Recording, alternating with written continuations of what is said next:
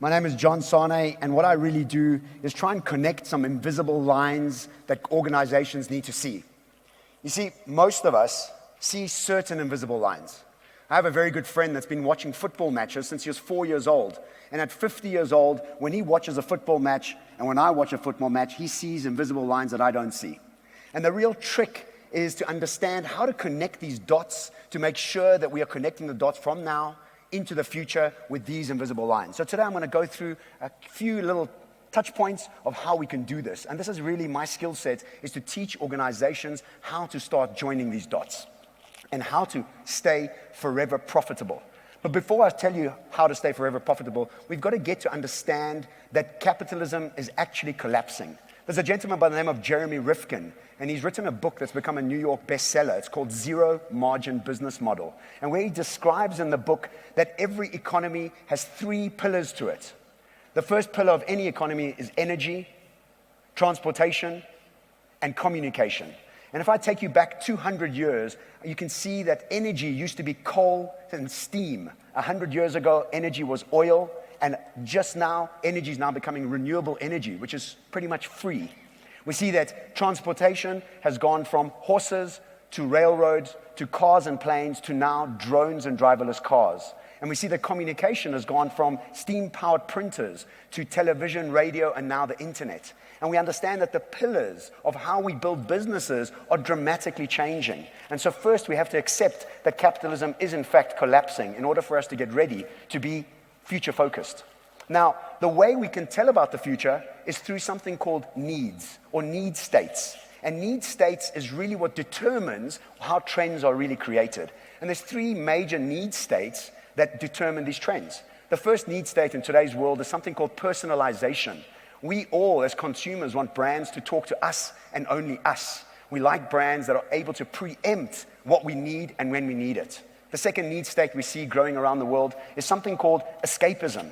We like brands that we're able to escape into. Woolworths does this wonderfully. You can buy a stick of celery for $17.99 at Woolworths. At Pick n Pay, it's most probably $5.99, but I don't really care. What I do is I escape into the Woolworths world, and I trust that world. The third need state we see growing really well is something called simplexity. It's the idea that you're going to take something very complex and make it very simple, to make it as convenient as possible for us to interact with. A brand that does these 3 very, very well is something called Uber, something we've all used. Uber is totally personalized, totally trustworthy, and totally convenient. So whatever business you're in, if you understand these need states, you're able to determine what your clients are wanting, you're able to be future-focused. And this is what creates trends. And trends on their own are wonderful to look at. I love the trends that Peter was sharing. They really are so exciting. But what we've got to be doing with trends is contextualizing and categorizing them. How do they affect our consumer? How do they affect our employees? How do they affect our industry? And these are the real skill sets that help us innovate. And innovation at every touch point of our businesses and our lives is imperative for us to stay future-focused and to start connecting these invisible dots. What I do is something called Trenovate. And Trenovate is the idea that you need to contextualize the trends in order to innovate with purpose at every touch point of your business. Somebody you might know very well, he used to Trenovate all the time. Steve Jobs uses Henry Ford's quotes and says, if Henry Ford had to ask consumers what they wanted, they would have most probably said a faster horse, not a car. They didn't even know a car was around. And in another interview, you see Steve Jobs saying that if I had to ask consumers what they wanted, they would have most probably said a 5-disc Discman, not an iPod.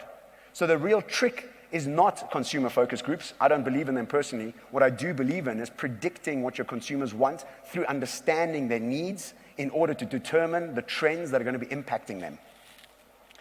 And the trenovation needs to be happening at every single touch point of your business. From the product, the packaging it comes in, the experience that the consumer is having, the service level that they're receiving, the technology that's creating a more seamless experience for your consumers and your employees, as well as the social impact that most people want to know what your business is doing about. This is what I do. This is how I join the invisible dots, and I hope I've shown you one invisible dot that you wouldn't have seen before today. Thank you very much. My name is John Sanei.